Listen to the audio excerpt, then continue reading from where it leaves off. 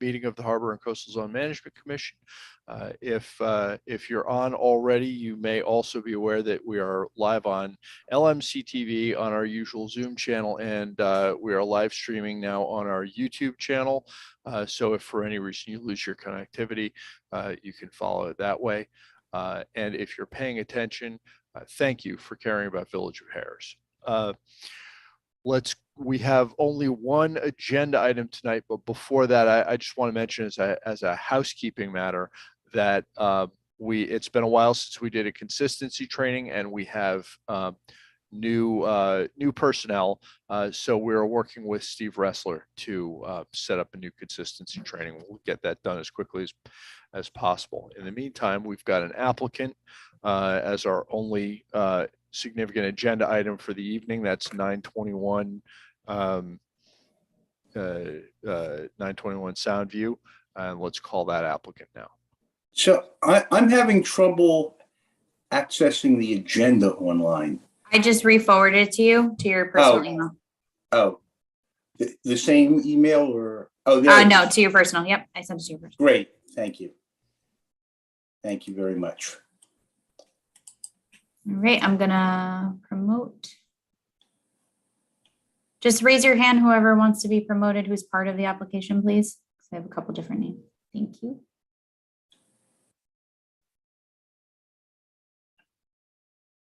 Okay.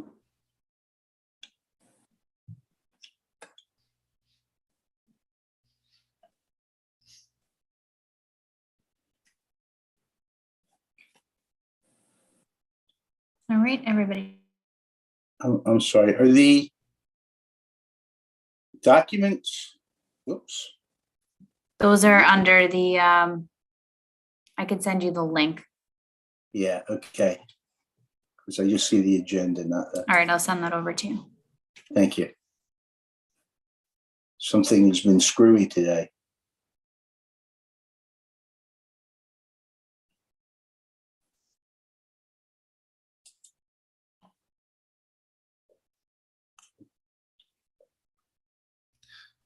Good evening. We have Ms. Tyler, Mr. Pilch, Ms. Evans. We're on for our preliminary review of this project. I want to disclose at the outset that I had a pre-meeting many months ago with some members of the applicant's team. It's a procedure that is used more commonly in other municipalities than historically it has been with Village of Mamaroneck, Harbor Coastal. And just to remind the applicant and let the public know, if an applicant chooses to meet in advance with members of the commission, that's fine, but we should, and in this instance did tell them that we can't speak for any other commissioner's vote. We can't and won't prejudge our own vote, and we can't tell them how we're going to come out on anything. What we can do is tell them how we think about particular problems, and we can help an applicant streamline and prepare their application by telling them how we interpret the various provisions that we apply, and help them understand what sort of things we would need to ask or know or to take into consideration. We did that, and now we've got the applicant before us, and for a preliminary review, it is, at least in the first instance, your show. So go ahead, tell us what you want to tell us about your application, and then I expect we're going to have some questions. Yes, absolutely. Thank you very much for the introduction. So my name is Jacqueline Tyler, and I'm with Nexus Creative, and I'm joined tonight with Alan and Beth, who will also be walking through portions of the project. Am I able to screen share? That is Brittany's department. Yep, you are. Okay, thank you. Okay. So I'm going to start, let me flip through. I was having the same internet problems you were, not able to access the agenda. So it's all over the place tonight. So So I'm just going to walk you through the project, and then I'm going to hand it over to Alan and Beth to speak on the wetlands portion specifically, and I'm going to keep my comments regarding the architecture portion. I do want to point out that we are in receipt of the memos from both Kellard and Planning Department, and so we are looking at the comments that were mentioned in those, and we'll be continuing to address those items. We've preliminarily looked at them as a team, but we haven't had a chance. The submission to you was due prior to us getting those comments. So we haven't been able to incorporate any of those comments into the presentation for this evening, but we are looking at them, and I'll kind of touch on a couple of those that we are looking at as I walk you through the project. So this application, it's a vacant property. You may be familiar along the Otter Creek side. It was formerly owned, what you see here listed as 10 and 1. These used to be owned by the same owner at one time, and they eventually sold what is labeled as lot 10 here. And they have maintained the what you see in the yellow border here, which is 921 Soundview. And they've continued to pay taxes on this property, and they've been holding on to its part. It was part of the mother's estate, who is no longer here. And so the family is looking to develop this property as a single family residence. So this is just an aerial. You can see we've tried to color code this to make it as clear as possible. There is a current fence, which I'll show you, and Beth will speak on this a little bit further. So what you see indicating the purple line is a fence that's been there for a long time across the rear of the property, which is also flagged as the wetlands edge. So in looking at the property, what you'll see, we've incorporated the setbacks, which are orange. The cyan line here that you see, that's the 100-foot required wetlands buffer to eliminate the review. And you'll see there's barely any portion of the lot that is actually buildable outside of that wetlands buffer. So what we've attempted to do is take advantage of as much of that front end area. We've held the building located exactly on the front property, front setback line, in order to pull that back away from the wetlands as best as possible.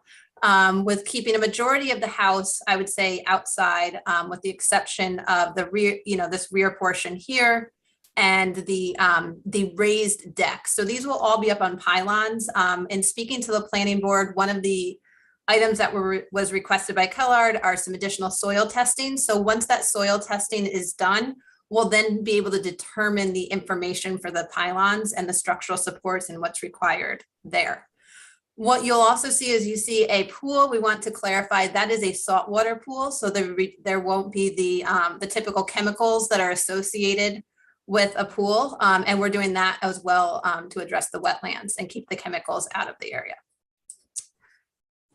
Again, this is just a site plan walking us through the general location. Here you'll see the building is proposed in the dark gray area. We've attempted to keep, we understand that the wetlands buffer is the 100-foot.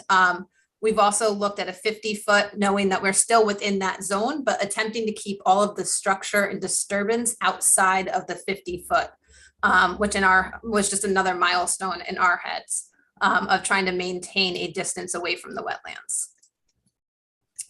I'll walk through these quickly because I know we're not looking at the architecture so much here, but we do have a walkout basement along the bottom portion. We're taking advantage of the slope. And I'm going to actually jump to that quickly so you guys can see this. So the property itself slopes down towards the wetlands.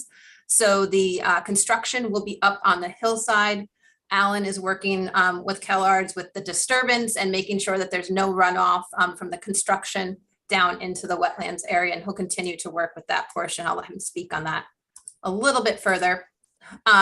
This is taken, back from the wetlands area. This is just a rendering of what we envision the building to look like. Again, you can see this will all be raised in order to minimize the disturbance at the ground level for the wetlands. These are some shots that we had taken probably about a year ago now, maybe a little bit less. We wanted to just kind of understand what's happening on the property. There are some trees, you can see them in some of the photos, that have started to fall down on the property. So we just wanted to keep record of the status of the property on our end, but we also thought it was helpful so everybody could see what was going on from bird's eye view. Lastly, this is a site section all the way across the property. So you can see the rear property line here on the left-hand side. And you'll see that we're significantly higher with our first floor elevation than we are with the wetlands, which are flagged at the 12.5, and our first floor elevation is 32 feet. With that, I'm going to actually turn this over to Alan, and I'll let him speak, and I'll pull up your drawings, Alan, while you're starting your portion. Myself, here I am. Yeah, if you want to pull up the I'm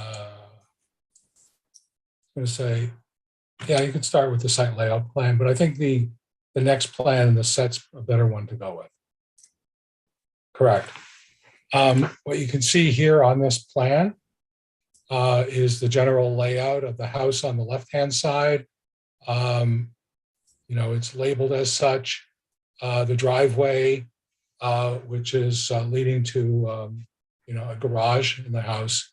And you can see from, this is a stormwater plan essentially, and there's a trench drain at the base of the driveway, and roof drain leaders from the house collect runoff from the house and will convey it to a stormwater management practice, which is to consist of 8 Caltech 330 XLHD chambers, and the runoff from the house and the driveway. So which essentially all of the new impervious surfaces will be conveyed into the chambers. And the modeling that was done for the chambers shows that for, I'll say at the design point, which is the eastern end of the property, I'll call it the eastern end, on the right-hand side, closest, you know, into the wetland, that there was no increase in the peak rate of runoff for all the modeled storms, which is the 1 through 100 year storm. In addition, I'd just like to point out that the modeling also showed that there was no runoff coming out of the chambers during the 1 year storm. And typically one tries to at least capture and treat the water quality volume, which is 1.5 inches of precipitation. Here, these chambers have been designed to accommodate or completely capture and treat the about 2.8 inches of rainfall, which is the 1 year storm. And this was done using a very, very conservative soil infiltration rate of 1 inch per hour, which is very, very slow in soils such as we anticipate encountering here. I do know that we will be performing deep hole and percolation tests within the footprint of the stormwater management practice, and that will be done soon.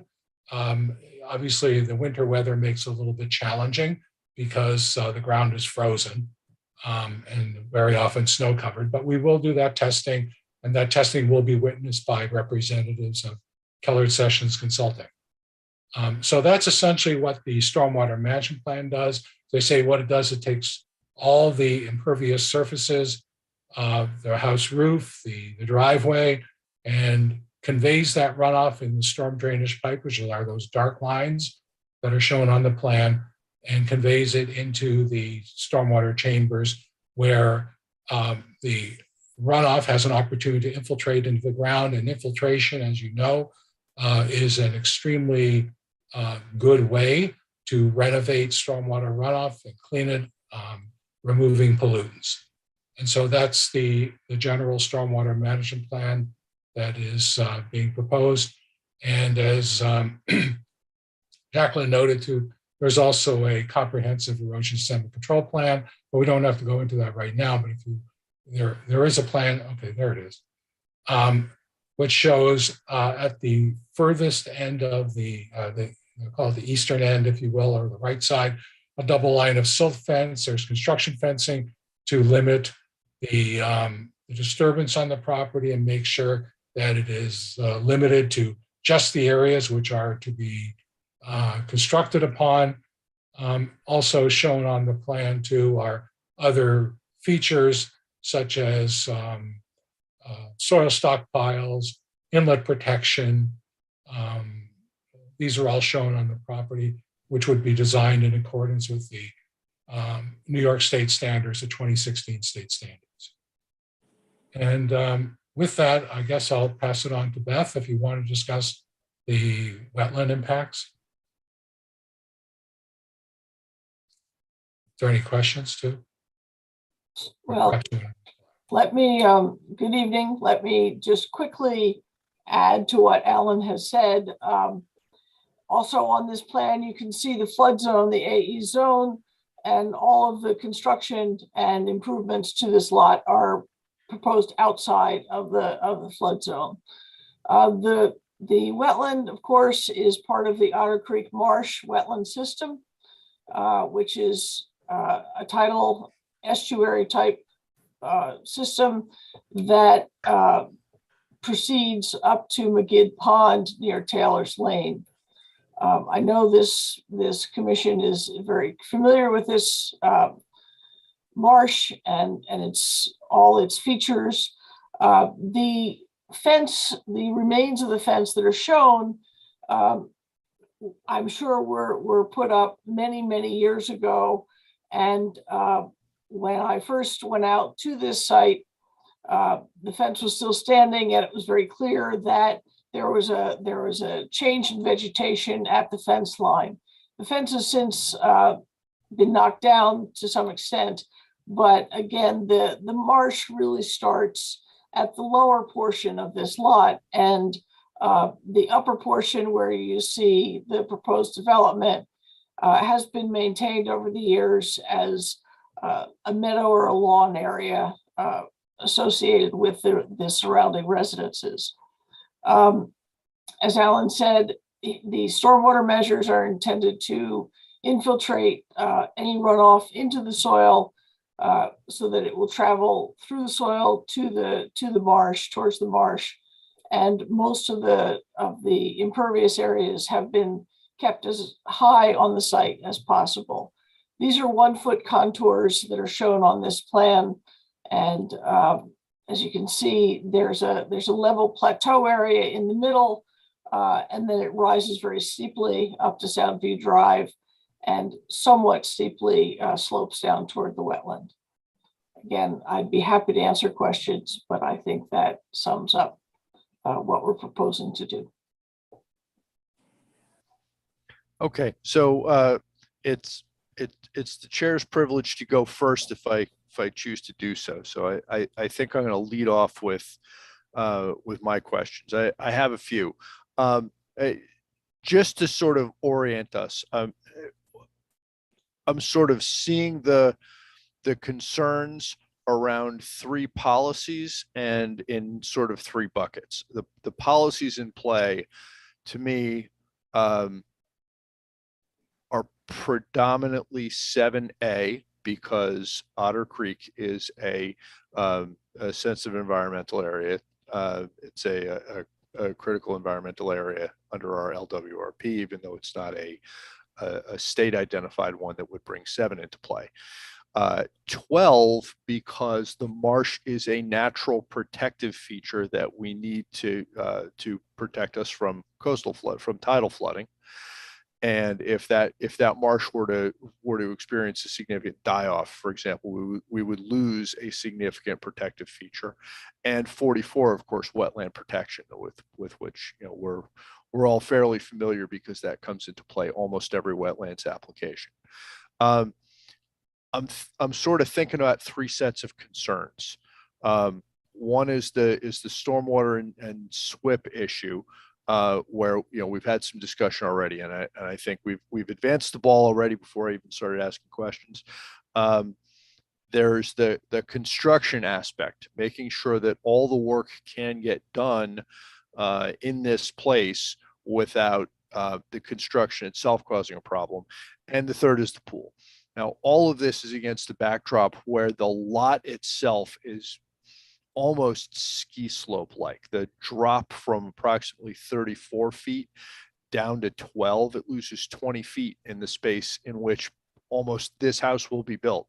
So anything that goes down that fall line, we have to treat as though it ends up in the sensitive environmental area. So we have to take almost everything as though, if it runs down the slope, what's its impact on the wetland when it gets there? So when we think about stormwater, I noted the extensive comments from the Kellard Sessions memo, and we've got John Kellard with us tonight. We have concerns around the street flooding on Soundview. I need to think about whether water on Soundview and all the road runoff and the stuff that goes with it, and rubber and exhaust and road silt and sand and salt, whether roadborne pollutants are going to get swept over the very short level portion of this lot into the back in circumstances of high precipitation and high winds during a storm, that wouldn't get there now because there's a fair amount of vegetation in the way, et cetera. Whether there is and whether the data for the SWIP is complete. Now that's someplace where we've already made progress. Perhaps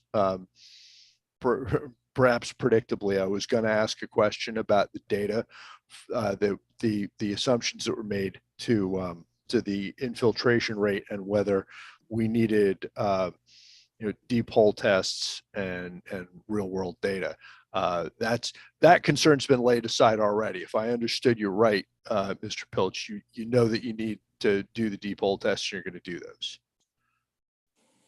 Oh yes, absolutely. It's just that in the deep of January and February, it's a challenge. Sure.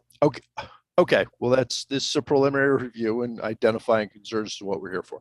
So, so that the two major things I'm thinking about with the SWIP is getting real world data to ground the assumptions, and then making sure that that we're not worried about anything on the other side of the curve becoming something in Otter Creek. Then we've got, and if there's more than that, I may turn back to John Kellard for a few minutes later to make sure that that we're all on the same page about what we need to understand. Then there's the construction aspect. The double silt fencing goes a long way. I'm gonna want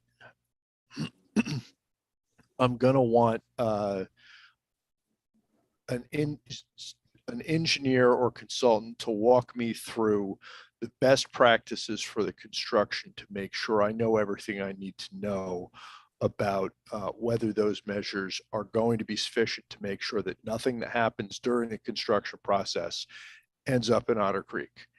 And finally, I think the pool,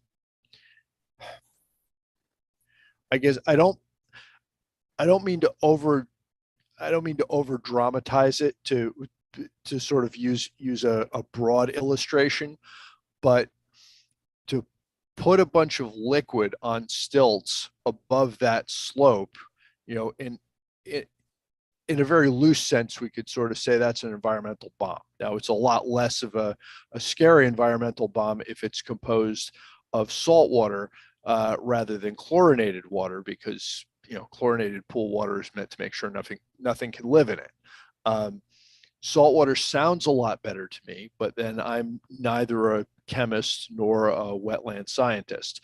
I have to think about both the possibility, however slim, that some of that water or all of it could end up going down the slope, and then what it would mean for the wetland environment if it did. And I'm going to need some consultants to walk me through that. So what I'm looking at that I know that I need now in order to intelligently vote on the application. We need, of course, the the SWIP to be complete, and I'll turn it over to John Keller in just a second for that. We need to make sure that we fully understand the SWIP, that all the work that needs to be done for that is complete. We need to make, we need a site visit, because this, I just feel like I won't fully understand this application until we've gone out there. Even though I know where it is, I know what it looks like, but sometimes you just need a site visit. We're going to need, as we always require when there's building in the 100-foot buffer, the opinion of a wetland scientist that building in the buffer area will have no adverse impact to the wetlands that the buffer protects. It is, obviously you've already thought of that and you realize that's the standard we enforce, because you've brought along with you Beth Evans. And while I did not see an opinion in the initial packet, nor would I've expected to.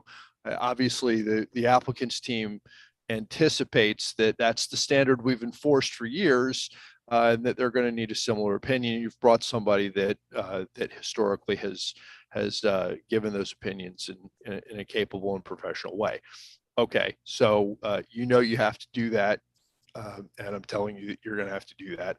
I am also going to have our own environmental consultant take a look at this project and give us an independent opinion about several things. I want to make sure that those trees don't look like they're in great condition, but I am going to want to know that by removing trees on the lot, we're not damaging a living ecosystem that the village needs.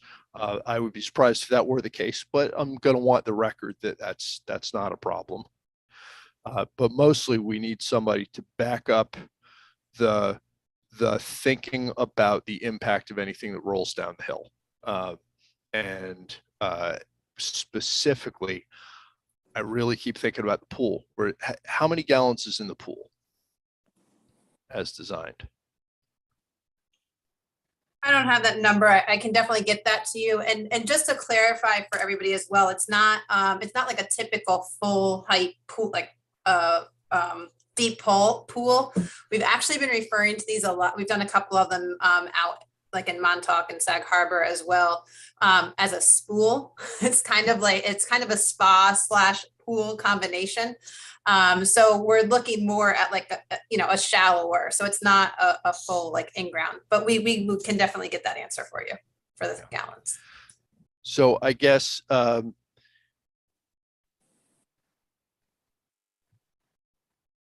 okay, so that's the list of things that I know now that I need. I guess first I want to ask Chris Roberts from AKRF. We have transitioned to using you folks for environment in the first instance, and for on this one, I'm going to need a consultant to deal with both pool construction and also the environmental impact of potential environmental impact of an escape of liquid from a saltwater pool. Can you folks provide the consulting services on that? Yeah, we should be able to. I mean, the wetlands piece is not a problem. You had mentioned trees on the site. That can be easily dealt with a site visit.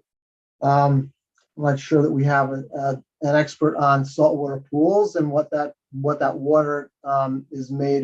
Sort of the salinity of that particular water. We could probably find that out and look at what that would mean for discharge into the wetland, which is tidal and probably brackish at best, maybe even salty. So we'd have to take a look at sort of what the composition of the existing condition is and what the salinity of the pool water is, to try to do a comparison of the two for you. Yeah.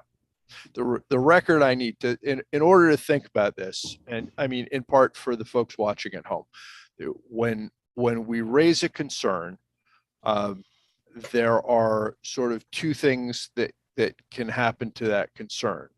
Either we can get more information, which convinces us that it is not a bar to a finding of consistency with whatever policy it is we're looking at, or the application can change such that it takes the concern out of play. in order to understand the concerns I've raised fully, I'm going to need a consultant who's able to talk about the impact of the pool water if it happens to meet that sensitive environment. I'm also going to need somebody who can adequately speak to pool construction, who can talk about how, what is necessary under these circumstances on this lot to make sure that the pool water does not meet the environment that we're trying to protect here. Okay, so we've got two aspects. We've got pool construction, we've got pool chemistry that we're going to need consulting on. Aside from that, I feel almost silly raising this, but I would be remiss if I didn't. There's no existing structure on the property, so there's nothing that would raise a historic issue. The fence, which I think now may be mostly, I think I heard that the fence is now mostly down. That's not a historic structure of any kind, right? Wouldn't be a listable. Okay. No, it was an old, I'm drawing a blank on what they're called. Post and rail. Post and rail. Yep. Yeah. So, Okay. That's what I'm sure I need. I did say that I was going to ask John Kellard. John, am I thinking about the SWIP right? That the major concerns we have right now are that we need to see what the hole tests look like, and that we need to make sure that the front of the property is shaped so that what is on Soundview does not end up in Otter Creek. Correct. Alan had prepared a SWIP for the project, which addresses erosion controls, addresses water quality, and addresses water quantity issues. He's required by our code to design for a 25-year storm. He went over and above that. He designed for a 100-year storm.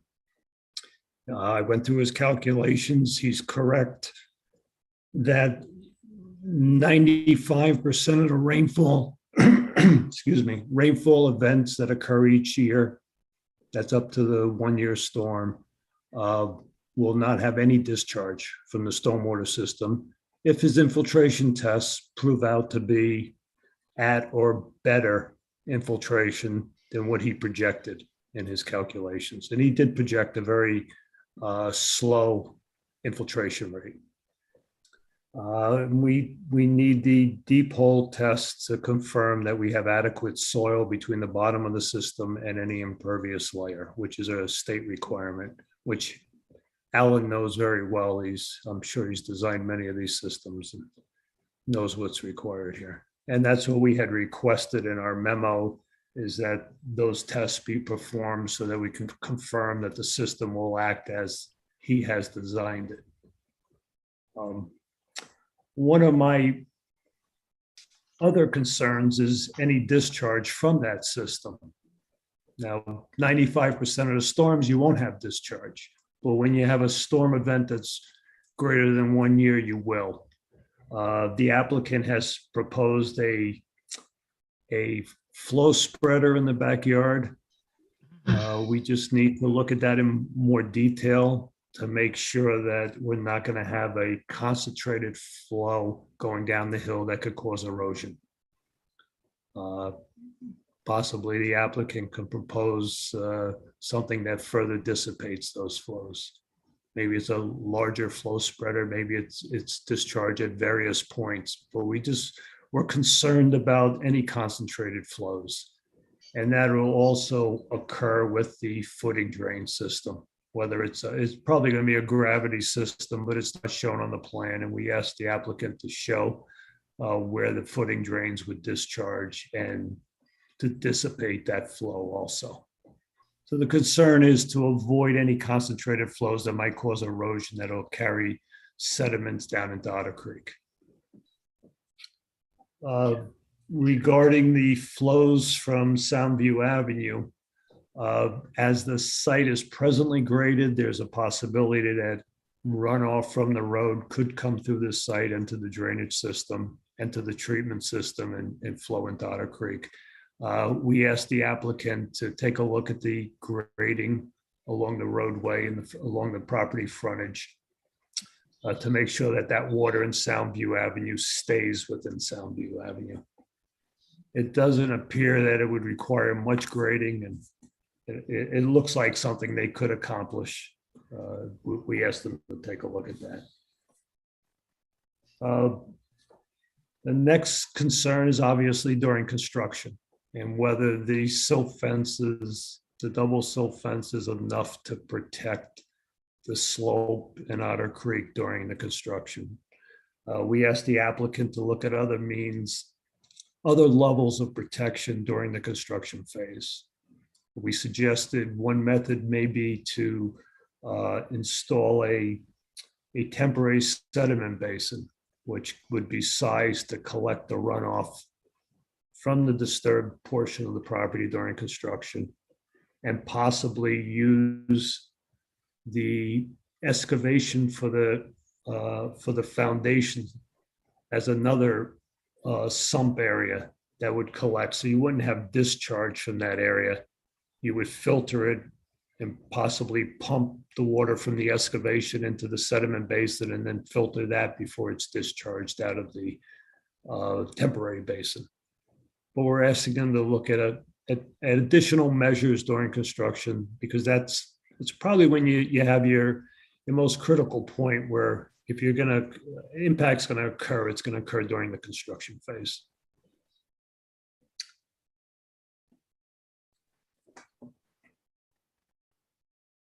We had some other housekeeping comments. We asked that the applicant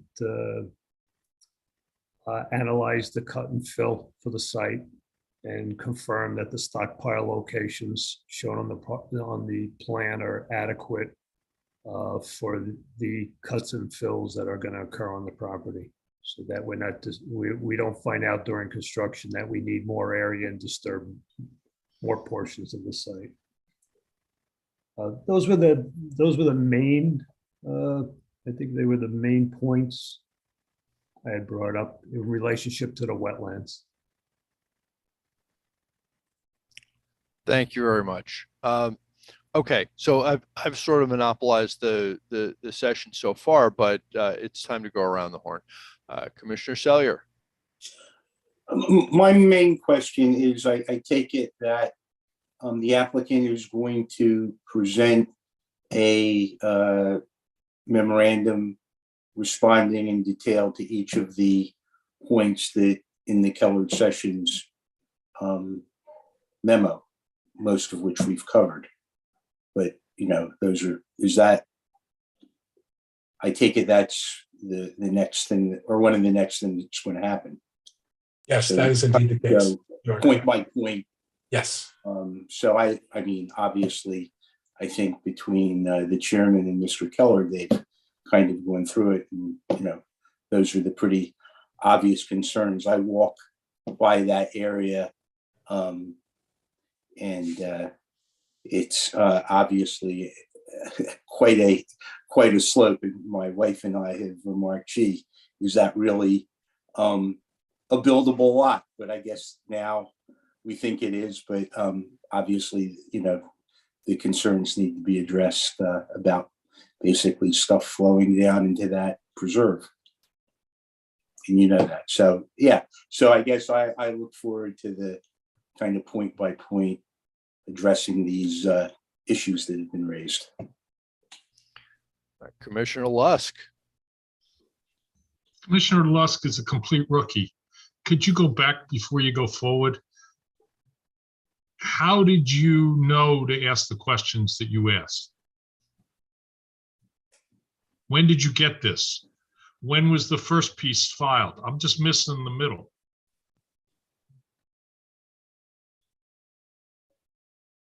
Oh, you're asking when the application came in? I just don't understand how. I mean, I hear this, but I can't see it yet. So, Well, I had a bit of an advantage since we had a pre-meet, so I right, I heard you. I sort of understood where they were going with this anyway, but we've had we've had some difficulty in our normal communication because of this switchover from private emails to village emails. And I think this has been we have sort of dropped dropped out of our routine of ordinary communication, but we've usually got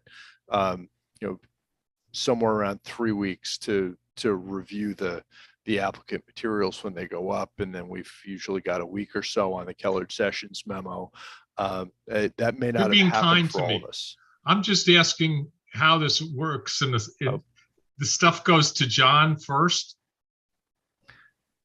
John sees it How in do we preparation. get? I'm sorry, I just don't know how we get from. Let's take we'll do the procedural. I'll take up the sort of procedural 101 with you offline, because I don't want Okay, fine. I don't want to do that in front of the with the applicants here.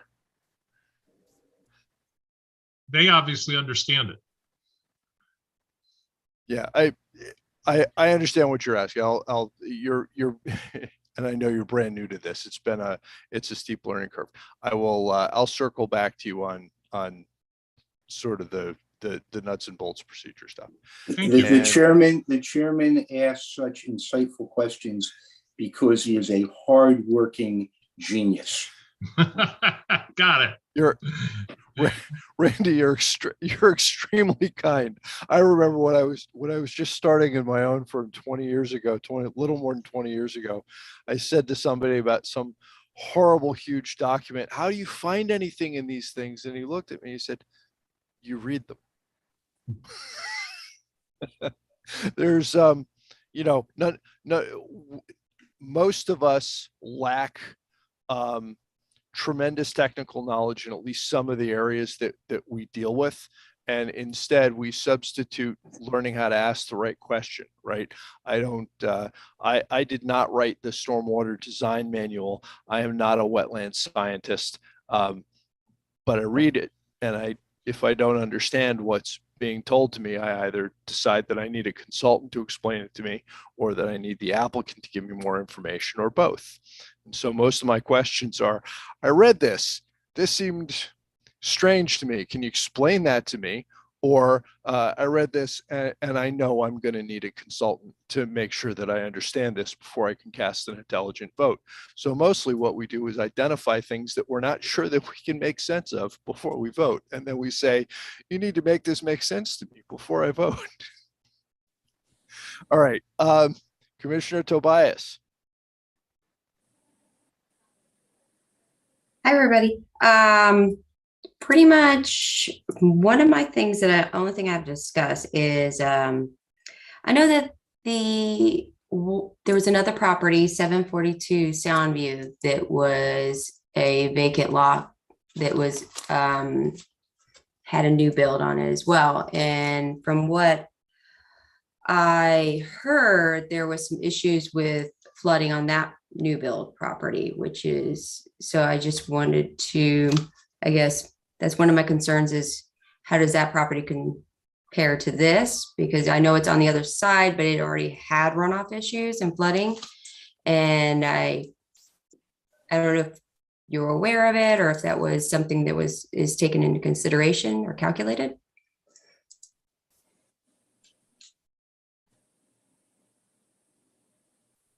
We will definitely look into that and get back to you on it. Okay. I think if I remember correctly, also the Kellard Sessions memo may have raised some concern about increased runoff to the adjacent properties, or if not, I saw something that indicated to me that might be a concern. That's when we circle back on this for consistency determination. Let's make sure that we can be sure that the neighbors aren't going to experience more runoff because of the proposed condition. Yes, the applicant has proposed swales along, well, they regraded along the property lines on each side of the home. We asked them to develop a more defined swale, at least 12 inches deep, to be assured that any runoff from the front lawn going towards the back is contained on this property and not onto the neighbor's property. Right.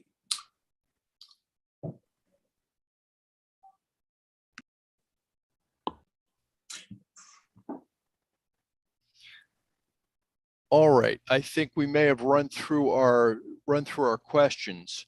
And so I think at this point, we don't need to wait for anything to set up the site visit. I will have our staff coordinate with the applicant to see when we can all do. I'm pretty sure I won't be able to do it within the next 2 weeks, but pretty shortly after that, we should be able to schedule a site visit. By then, we will want to make sure that any consultants we have are lined up and come out. We're going to want a wetland scientist. We're going to want to make sure that that person is comfortable with the chemistry and salinity concerns, able to speak to, other than salt, what's in saltwater pool water, that sort of thing. Even if we don't yet know what the pool construction is going to be in final form, we certainly know what's going to be in it. We're gonna want that expertise with us for the site visit. So we got a big list of things that we need to learn before we're going to be in a position to cast a vote on this thing. And with that, I think probably we have concluded tonight's business, unless somebody has something else. I have a procedural question to go back. It's different though. So to your point, in regards, you guys have some things to do on your end. We don't know, obviously, in order for us to get the information to you, we need to do the testing. So there is a good possibility that we won't be ready for the submission for this we're in February, for the March meeting. So my question is, do we have to just send in a letter asking to adjourn that until April, or what do you need from us? No, we put it on when it's the opposite of that. We don't assume that you're on for the next meeting. Okay. We don't put it on until the applicant tells the staff that we are ready to put it on.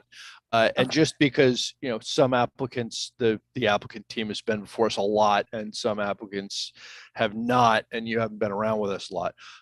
Our procedures accord a great deal of control over the application to the applicant. We don't have rules, for example, that bar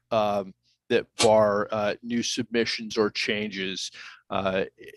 If an applicant finds in the middle of a process, hey, if we make a major change to this process, we think we can lay aside several of the concerns, we'll let you go ahead and change it. We never tell an applicant it's too late, we're done, we're going to vote. You decide when you've got the application that you're comfortable with us voting on in front of us. We'll tell you what our concerns are as clearly and succinctly as we can. We'll tell you what information we want. We'll express, when we think an alternative needs to be considered, or when something raises a problem that is going to give us heartburn in the vote. But ultimately, it's your application, and so if you want to modify it, if you want to change it, if you need to kick it over a month or more because you've got more information coming, we are going to be fine with that. We will vote when you want us to vote, and we think we know enough. Great. Sounds good. I appreciate that.